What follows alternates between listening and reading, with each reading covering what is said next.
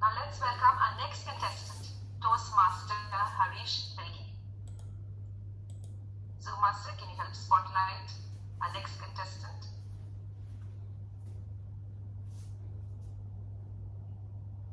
Great. Toastmaster Harish Pelgi, can you repeat the phrase after me? Love is in the air. Love is in the air. I confirm that you're clearly audible and visible. Can you see the timer? Yes. Perfect. So let's proceed. Contestant number 4, Toastmaster Harish Pelgi, DMT Chair. DMT Chair, Toastmaster Harish Pelgi, over to you. Oh my God, I am becoming rich. I am becoming rich as I am growing old. Look at silver in my hair, steel in my knees, crystals in my kidneys, and tooth made up of gold. I am becoming rich as I am growing old. I received this amusing limerick as a WhatsApp forward few days back. Contest share, fellow contestants, respected judges, and my dear fellow Toastmasters. More than amusing me, this limerick kept me pondering as to whether becoming old, growing old, is really a blessing or a bane.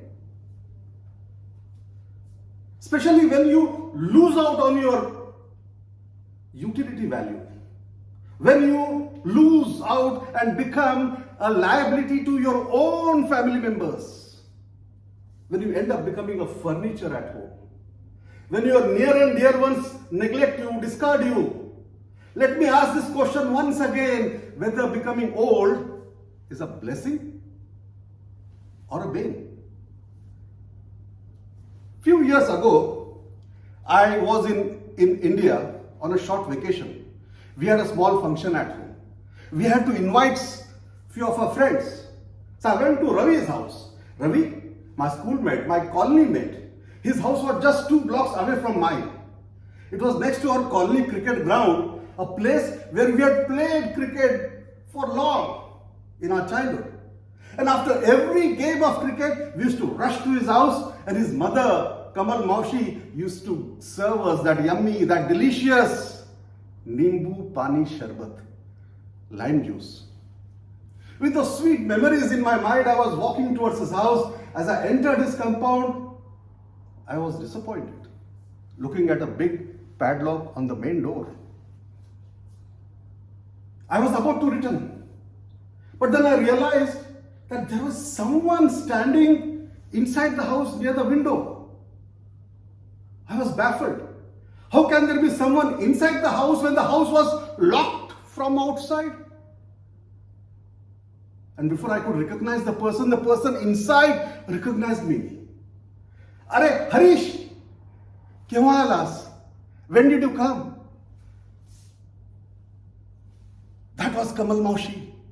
I rushed towards window, and before I could say something, she said, wait. She went inside, picked up a glass in a trembling hand, came and served me that Nimbu Pani Sharbat. Same taste, filled with love. Later on, I realized that Kamal Maushi was all alone. Her only son Ravi had deserted her. Because after marriage, the newlywed was not able to adjust with this old lady. And he went and started staying in neighborhood. The worst part of story, Ravi's father, Kamal Maushi's husband, preferred to stay with son, leaving this lady all alone in this house, locked up. Tell me, dear friends, is it not the worst type of solitary confinement? And what was the crime?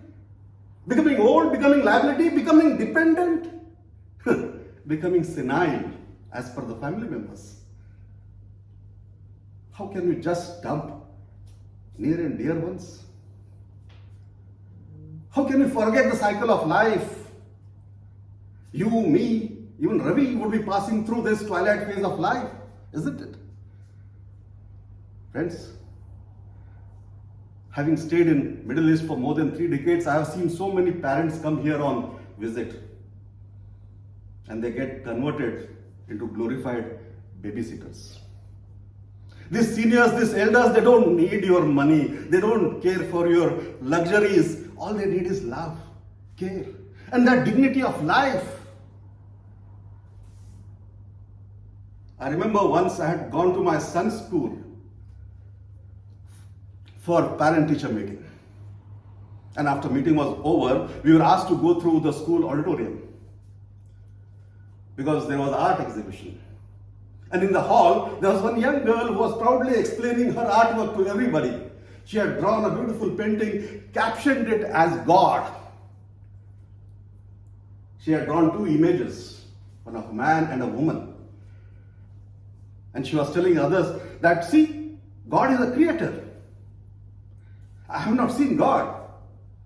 For me, these 2 are my creators, my father and mother. Since I have not seen the real God, I see God in them. Friends, where have we lost that childlike innocence? Isn't it time to wake up and take a firm stand against atrocities and ill committed against such elderly people? I know with the age, body becomes rigid, mind also becomes rigid. It becomes difficult for these people, elders, to adjust to our lifestyle. So wisdom and prudence lies within us, in we changing our attitude and approach towards these elderly people. We talk about reducing abuses, abuse of environment, abuse of animals, abuse of children.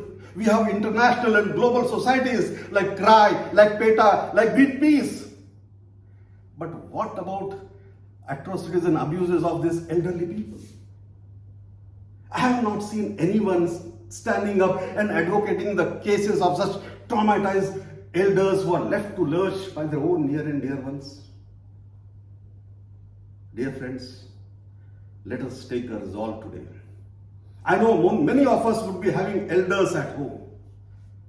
If you really have elders at home, take their utmost care, because you will realize their true value looking at their empty chair. Contest chair. Thank you, Toastmaster Harish Behi. We'll now have 1 minute silence for the judges to mark their scores. Timer, please indicate